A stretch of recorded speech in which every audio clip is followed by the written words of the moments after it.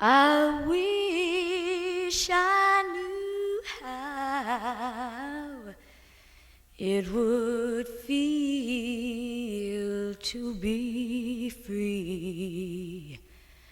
I wish I could break all these chains holding me. I wish The thing is that when you guys really started to make it, this was all around the time that all sorts of people in San Francisco, like the Airplane and a few other groups, were all playing for free. And is this how you guys came about? What was the story behind it? How'd you get going? Well, there's a couple stories. Bill Graham heard us. We were playing at the Golden Gate Park, and also we played a gig with Janis Joplin out in Concord, in California.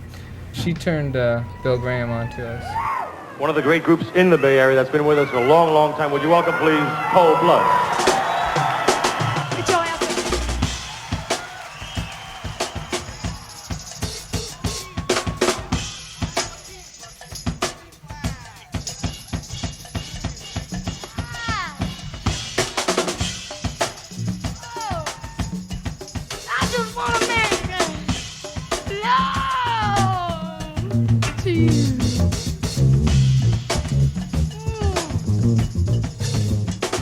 You did a lot of odd jobs after you left school. The one I failed at was acting. I wanted to become an actor at one time. Whenever I failed, I could go back and waiting on tables or managing a summer stock group. And I finally ended up back in San Francisco as an office manager in the early 60s with Alice Chalmers Manufacturing. And I met Ronnie Davis, who had the San Francisco Meme Troupe, and I left, it was a 26 grand a year job with Alice Chalmers, and I went to work for Ronnie. Not at 26 grand. At $120 a month. Yeah. I was the only full-time guy. And I spent a couple of years with that, and then we ran out of money, and I'd gotten to know a lot of the sub-bohemia of San Francisco, the Ginsbergs and Sandy Bull and the Airplane, some of the musicians, and we staged a benefit, and then we staged another benefit. And the benefit was a huge success. Huge. It was the greatest night of my life. I don't want you to be no slave. I don't want you to work all day. I don't want you 'cause I'm sad and blue. I just wanna make love to you.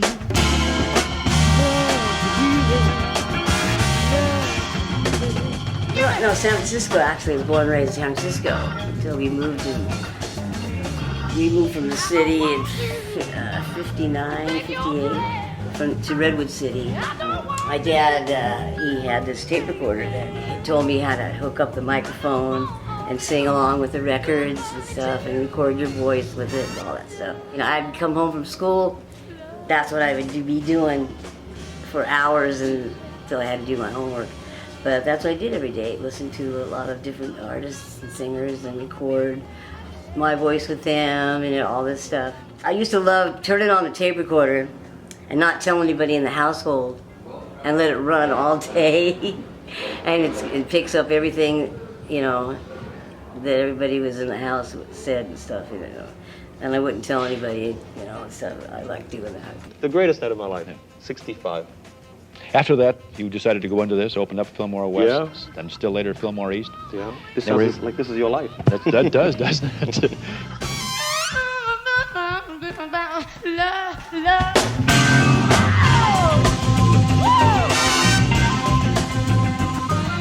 What of your relationship with Bill Graham, the legendary Bill Graham? Are you guys good friends? You guys did it together? We were good friends until we went into business together. And Bill doesn't have business friends. He has enemies or slaves. And so I was neither. And we had a horrible relationship while we were in business. I produced the San Francisco Meme Troupe in New York, and Bill was the business manager. So to do the concert, I flew out to San Francisco to see a show, to meet Bill, to arrange for the business part. And so they came to New York, and that's how I started working with Bill, was because of the San Francisco Meme Troupe. So there was a political group doing guerrilla theater in San Francisco in the 60s, headed by Ronnie Davis. And they were very, very radical politically. And of course, the San Francisco Meme Troupe was arrested, put in jail. They had their shows stopped by the police and so forth for obscenity. They needed money. And Bill Graham decided to put on a benefit at the rehearsal space on Howard Street. He went home to take a shower, get cleaned up for the show, and he came back, and there were thousands of people online waiting to get in. And it changed his life, and changed the life of San Francisco rock and roll.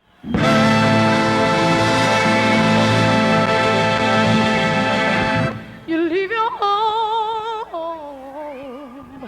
days and days,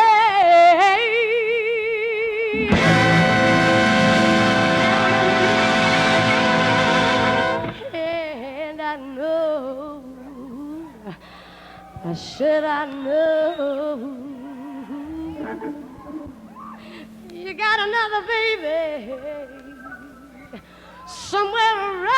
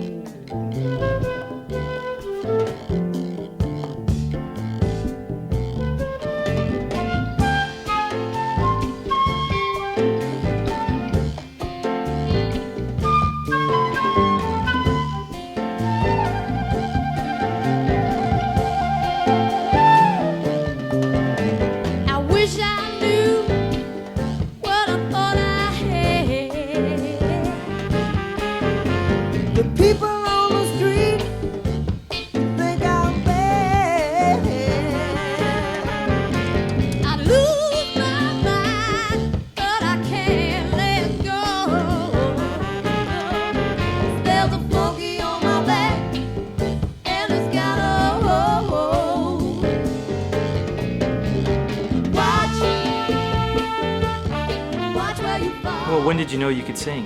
When did you know you had a voice? My parents told me when I was like early 4 years old, I used to sing this song, "A Song of Love is a sad song. I believe, I believe, I love." I mean, that was one of the first songs I remember. I don't know, just picking up people I hear, you know, from records or, you know, TV or whatever, and just sing along with them and stuff. And that's what I would do. Well, I got in my first band that I was in. I was 13 years old. Okay, that was the first band I was in and stuff. And we did this band. Like, there were two brothers, and we did a lot of folk music type of things. And then got into another band and did a lot of James Brown's. I'll break out in a cold sweat. You know, I used to listen. I went and saw James Brown 3 times, I think, in person and stuff. And those are the days when he was throwing like stuff out in the audience. Me and the guy in the band that I was with, we were hustling, going down on the ground, picking it up and stuff like that. That's when he was throwing out costume jewelry. I still have that, you know. Oh, you got one? Yeah. I was fighting him. I got this right. And it's this god-awful cufflink thing, you know. Yeah. But I saw him 3 times. You know, he was an inspiration.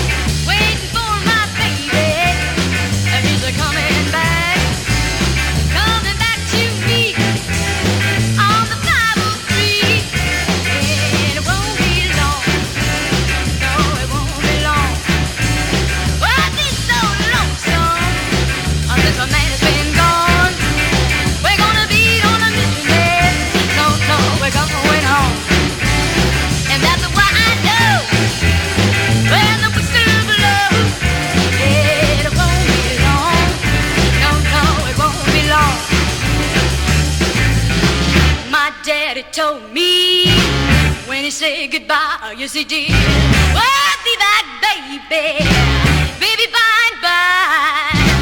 That's why I waited. So how I got involved with Bill Graham was, I forgot what group I was with, and he goes, okay, I like you, but you gotta get rid of these guys. He wanted to just have me as a singer and not the band and stuff. And I said, oh yeah, right, okay, that's not gonna work. Is there a San Francisco sound, and if so, what is it, and how did it start? The thing that makes this, what they call the San Francisco music scene, as far as I'm concerned, is like, first of all, the freedom to create here. You know, for some reason, like a lot of musicians ended up here and ended up together and had complete freedom to do whatever they wanted to, and so they came up with their own kind of music.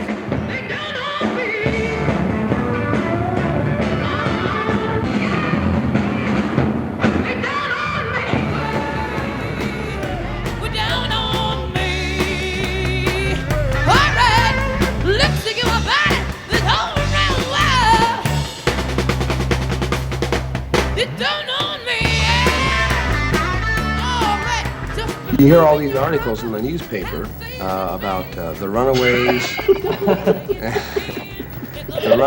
and all the problem with the all these the scandal trips with all the mothers and fathers who are running after their children because they've gone to Haight-Ashbury or they've gone down the Mission District or back to the financial area again, running away from mother and father.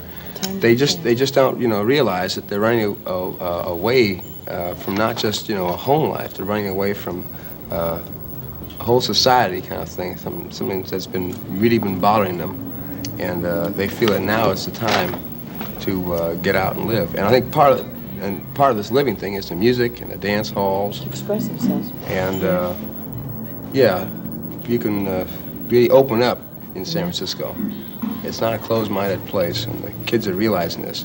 This is why everyone is right now, this week, last week, and from now on out through the summer, there are going to be a lot of people, mostly young people in San Francisco, coming here expressly for that purpose of being able to be free and open.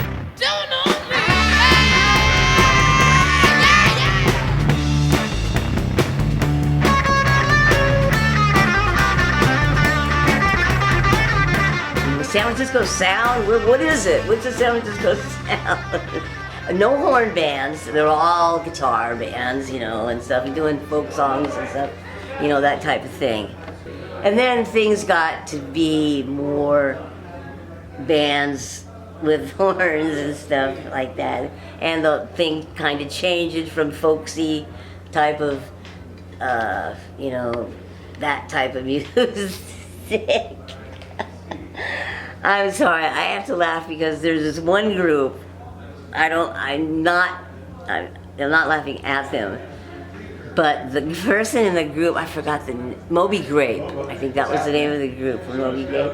The singer in that band at that time, I remember watching him, he was jumping around like a puppet, man. He was like this, he's like, I like to do that. And he used to crack me up, man. I go, oh my God, he had his own fucking trip, man, happening. I go, is this guy high? Is this for real? I forgot, I think it was, I'll never forget that. They were good, man, but it was just so funny. At that time, that era, there was a lot of San Francisco bands that were folksy bands. None of them had horns.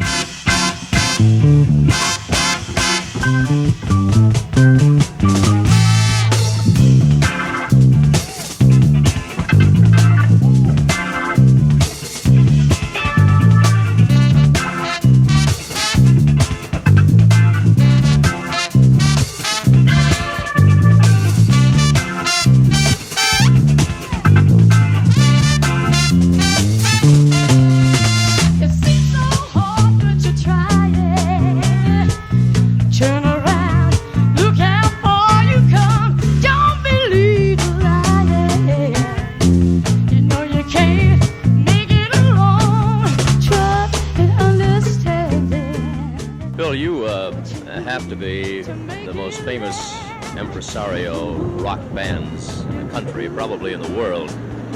How did you get involved in this, and what do you attribute your success to?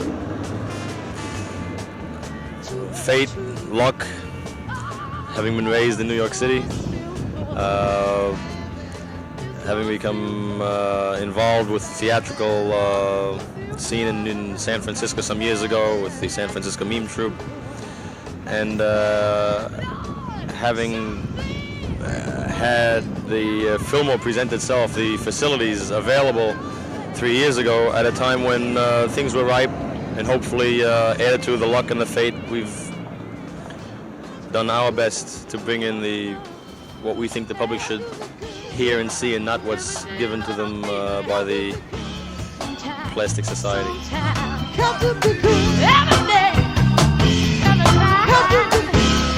You gotta bring everybody together now.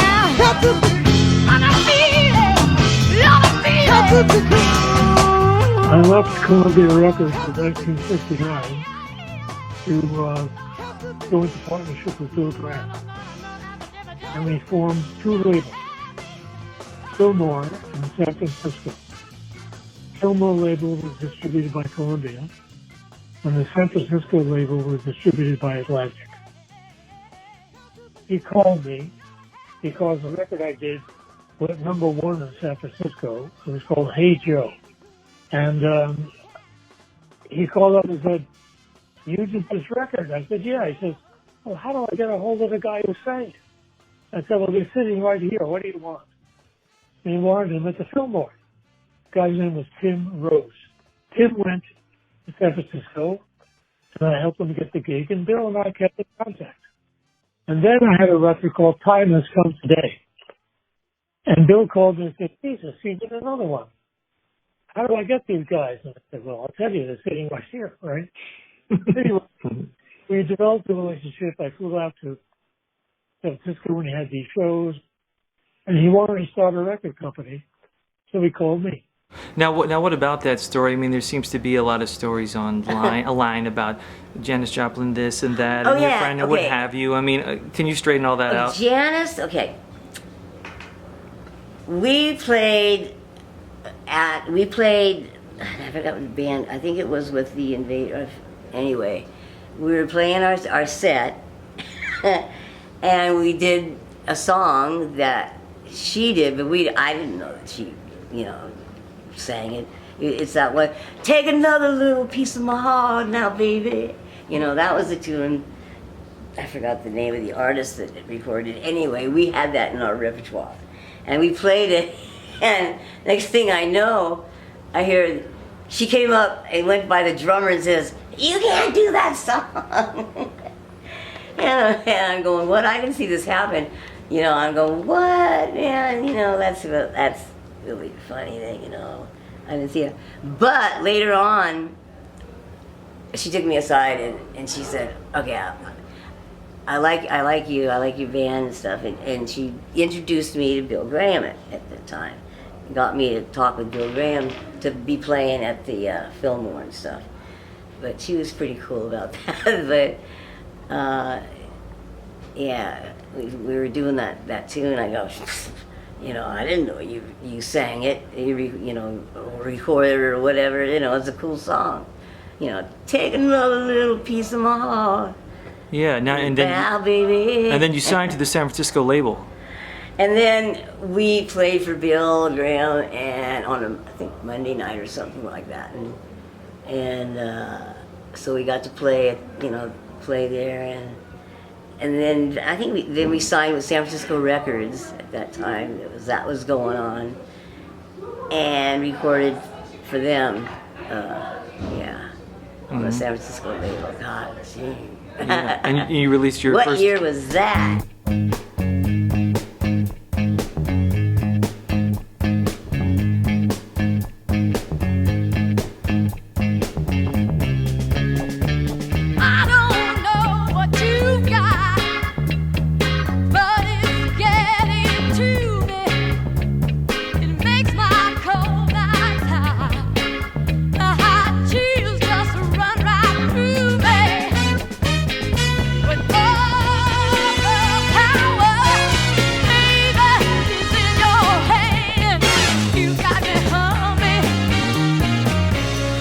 'cause you got me hungry.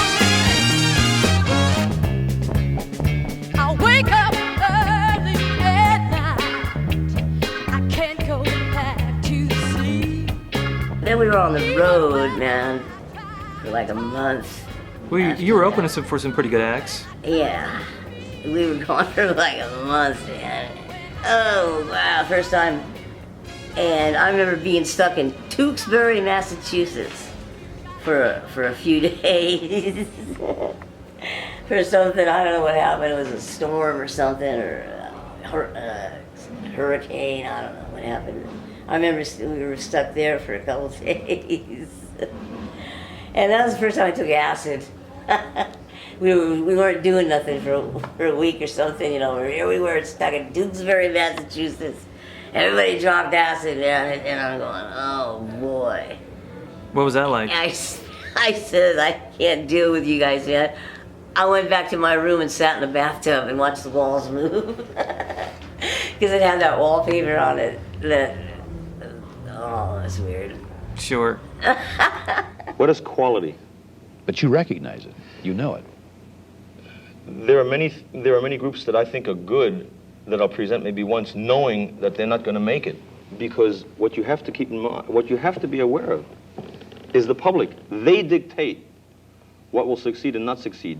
All you can do is put it on a plate for them to see. You said the name of the game is the draw. The name of the game is draw, right? And so what you can do is have a super group. When you have 2 or 3 groups on the show, you know you're going to sell out with Jefferson Starship or Santana or the Dead or Bob Dylan. So you can put a fine act in front of this captive audience, but they will decide whether they'll eat it or spit it out. So as a producer, I say, this is fine, this is so good. And if it succeeds, if you see something in a club in Chicago and I say, I want to put that act on with so-and-so in New York, when you put them on and the public enjoys it, there's an inner glow that, as a non-artist, you can't explain how that feels. Because what you're really doing is you're saying to yourself, and it's a great ego thing, oh, I was right. I was right for me, and I was also right for them. And your face is sort of on the cover there. The band's really not on the cover. Yeah, my face is on the cover. I go, why do you want to put that on? You know, well, maybe it'll draw, you know. I go, you know. Yeah. Did you feel you were going to take off then? Like you'd finally made it? Or? No, I never thought of it that way. I just was happy that we were able to record that. And, you know, I heard it on the radio maybe a couple times, but, it did. I think it went up to, I forgot, it went how on the Billboard thing. And I said, that's cool, you know. Yeah. But, you know, it's like a learning process, all this stuff, you know. I'm trying to remember, but you know, it was just being able to sing, you know, and I wasn't worried about this or that, you know, all that bullshit. They were great right away. They had a guy named Raul Matute who did great horn arrangements, the organ player. The bass player, Rod Ellicott, was fantastic. And she really sang well. When you put the record on and play it, you have no idea what she looks like, or if she has sex appeal or anything else. The record either lives or dies what's in the groove. And no one knew what she looked like or played like, because they'd never been on tour. And the record and the music spoke for itself. We never marketed her as a solo artist or for her sex appeal. When you were finished with the record, were you pleased with the results? Did you have expectations? 100% pleased. I went running to New York to play it for Jerry Wexler and Alan Erdogan, and I knew it was a hit. We had to do cover tunes because they didn't write. Yeah, but you didn't see that as a problem right away, right when you went in there.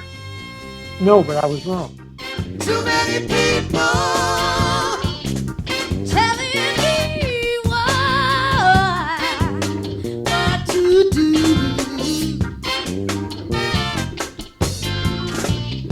Too many people telling me what to say.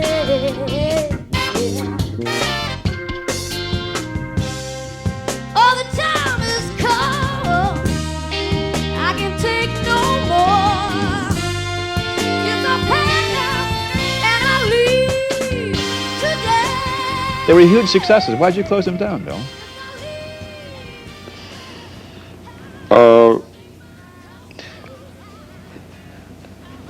That's because I wasn't happy.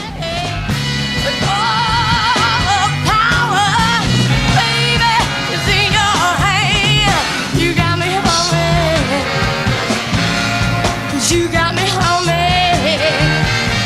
Oh Lord, I wake up early at night. Can't go back to sleep.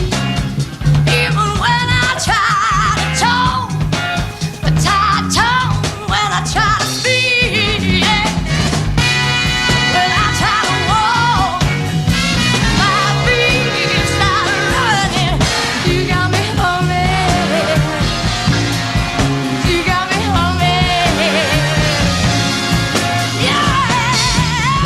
What was that like, though, being somewhat of a, I would call you a sex symbol, like Tina Turner or something like that? You were really with the long hair and the beautiful I never thought of face. that. You know, you never did? No, I never thought of it that way. Because all I wanted to do was just sing and do, you know, sing the songs and that, you know. It didn't matter to me what everybody thought or whatever, you know. But I'm sure you had to put up with that bullshit too. It didn't bother me, you know. It didn't bother me because I just didn't think about it. I just put it aside or whatever. You know, it didn't bother me at all. You know, because I just did what I did. You know. Sure. And that was all that mattered to me, was just being able to sing and do the gigs.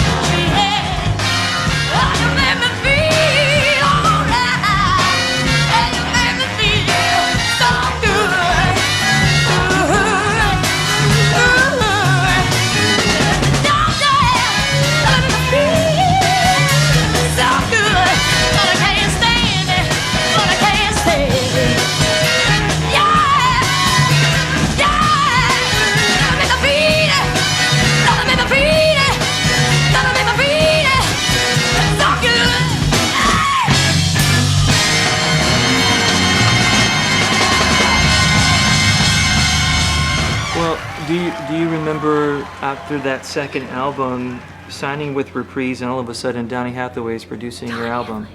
We were looking for somebody to produce the album, okay? We were looking for a producer and me and Raul Matute, the keyboard player, we were living together and you know, stuff like that. And we were thinking of somebody to produce us. And we were listening to a lot of Donny Hathaway at the time, right? We loved him to death, man. And so we were thinking, how about Donny Hathaway? Let's ask him. I never would thought that he would even, you know of us. But he said, yeah, man. And that was so cool. And what a trip working with him, man. I swear to God, I was just so... I couldn't believe that he was doing that, you know, producing. What a talent he was, man. I mean, I was in the studio every day when we recorded because he was there. You know, he didn't say too much, you know, but what he said, you know, like, you know, let's just do that one over again or something like that. But what a trip that was being able to work with him, man. Mm-hmm. I think that was one of the highlights in my life, that you have somebody that you just absolutely, you know, love, and here you are sitting with him in the studio.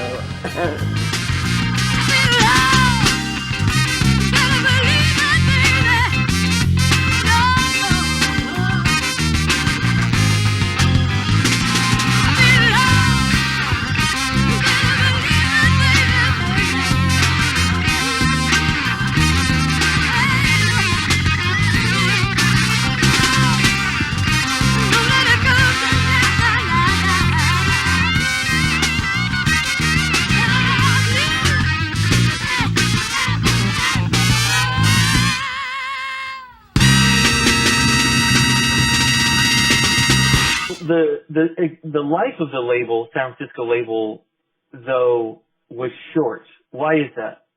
Because I didn't make hits. You say I didn't make hits. You put that on yourself? Yeah. It's a lot of responsibility to put on oneself. Is that the job of the producer? Yeah, I didn't make hit records. Picked the wrong artists because I liked the music and I didn't make hit records. That's one of the pains of being a producer. That many times, one of my 2 or 3 favorite rock groups of all time was called H.P. Lovecraft. It never made it. There was another one called the Paul Winter Consort who never made it. But then there are groups like Traffic and The Band who do make it. But made it because the audience wanted them. Made it not because I loved them. Yeah. I only gave them a shot at a particular place. I was right about Cold Blood. They could have been a hit group. They had a sound, and they were hot, and they went on the road. And they did great, but they should have been on the road 300 days a year, and that was a failure of Bill Graham management. You couldn't get on black radio, and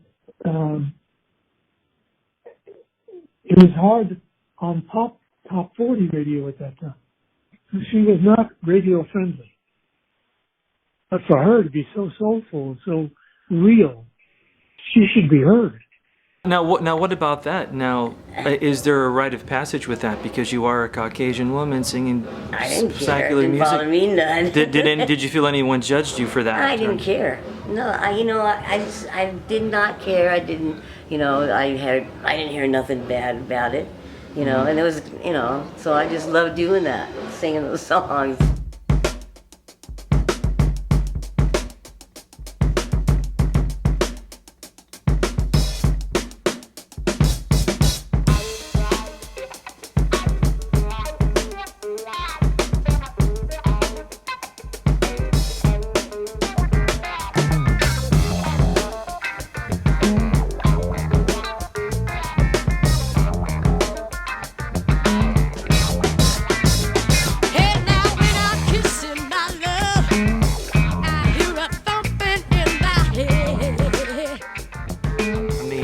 Satisfied with each and every album you were putting out, or were you thinking you weren't?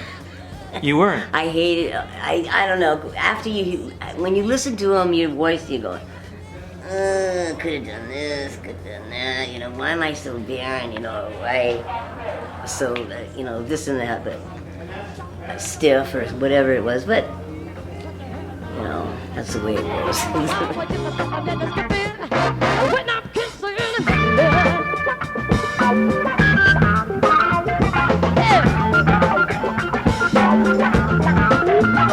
And now when I'm kissing my love, I feel the blood just a pumping in my veins.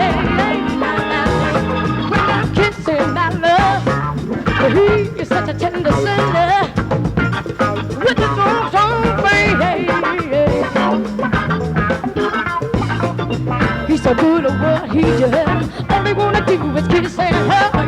He's got a little love. On the highway, just like something that just could be. When I'm kissing my love, put your foot on the rock, tap your foot, don't stop. Put your foot on the rock, put your foot on the rock, tap your foot, don't stop. Did you not like that album? I liked it. It's just when you hear your voice recorded, you do it, you record it, and you go, and then you go, yeah, I could have done that better. I could have done this, that. But then you got to lay it down somehow.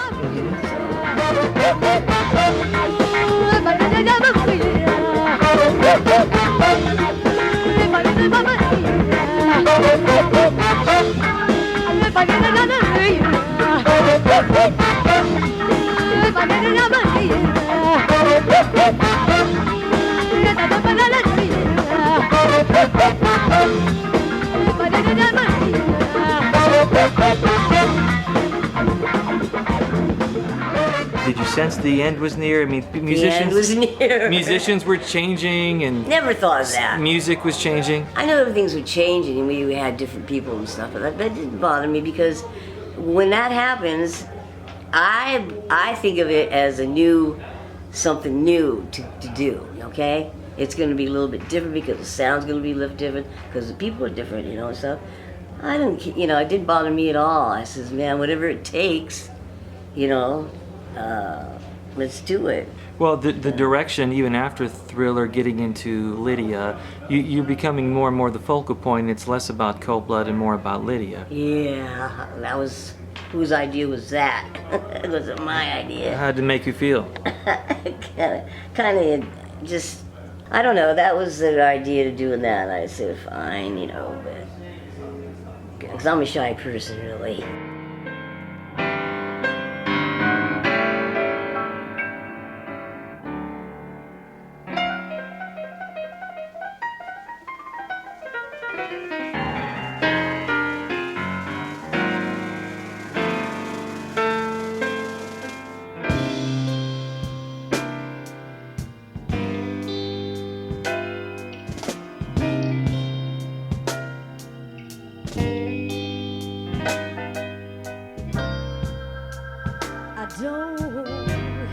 Beg you to hold me, 'cause somebody else will. You don't have to love me when I want it,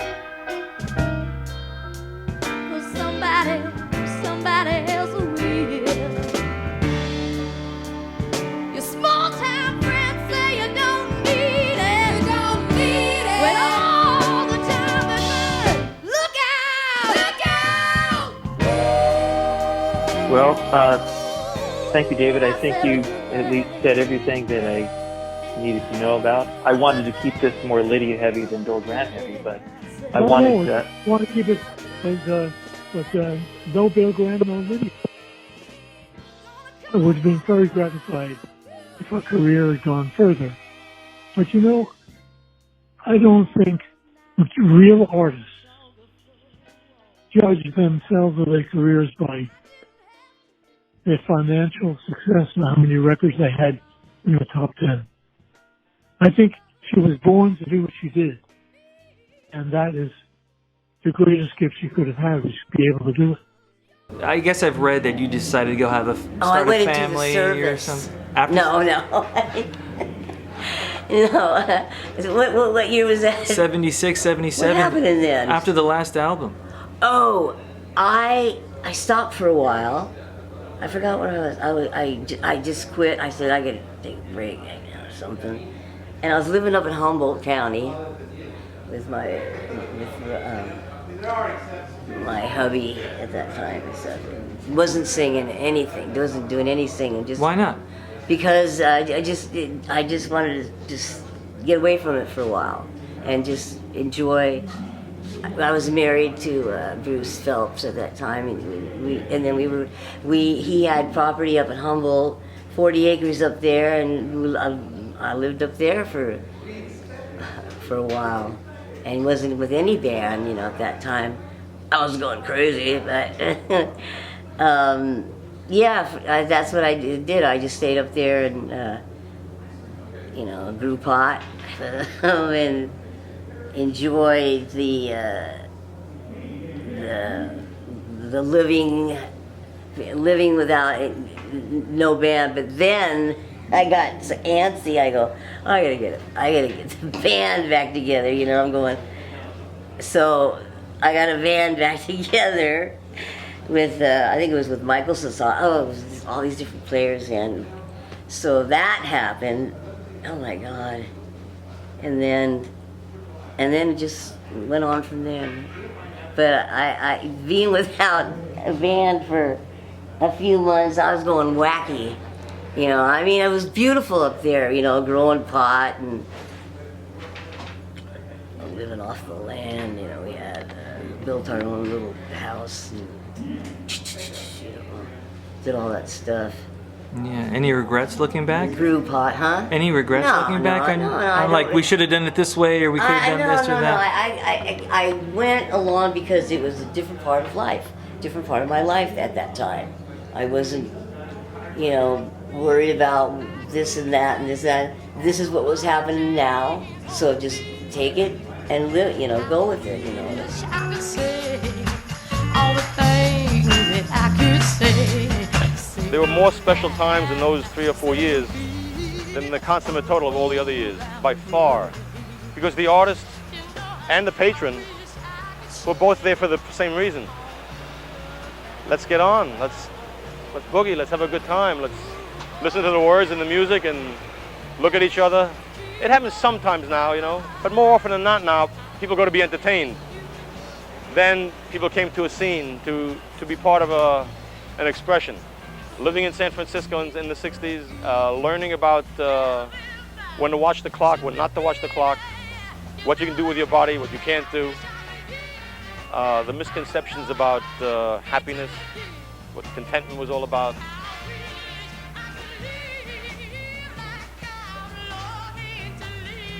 I'm glad I was part of that.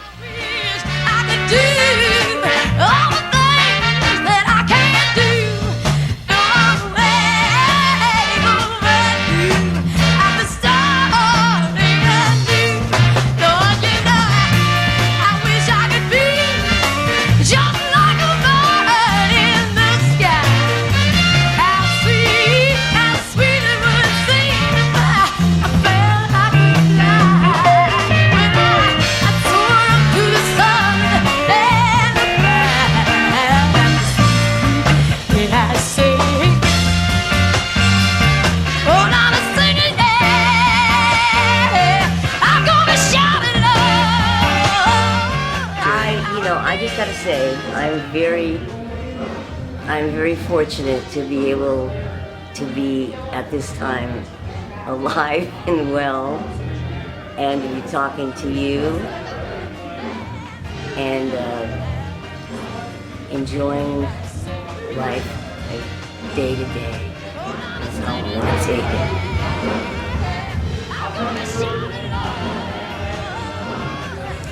Yeah, still eating it.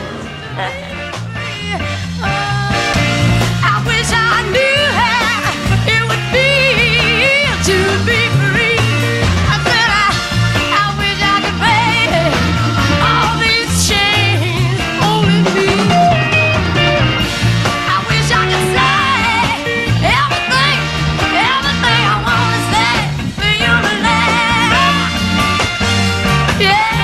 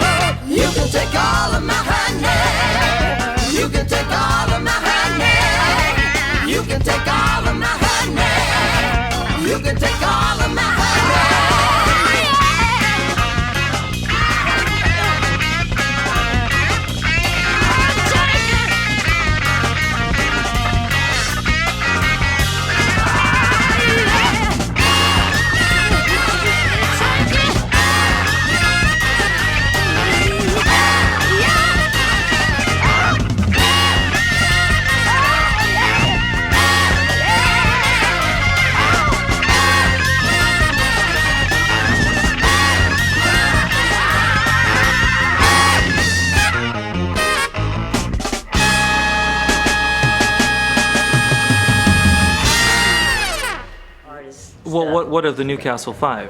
Oh yeah, well the Newcastle. So that was like a folky thing. That was like a folk. They were into "Where Have All the Flowers Gone?" No, they did their own. They had written some songs and stuff, but they were heavily into the English type of that stuff. And that wasn't really your bag, though, right? No, it wasn't. But I sang with them for I forgot how long it was. It was a few months. It was fun. Yeah, there are actually 3 tunes. They released them recently. The Newcastle 5 tunes. Just like I don't know if you guys released an EP, but they did. Yeah, get those. there was one that I forgot the name of it. Yeah. Memory banks.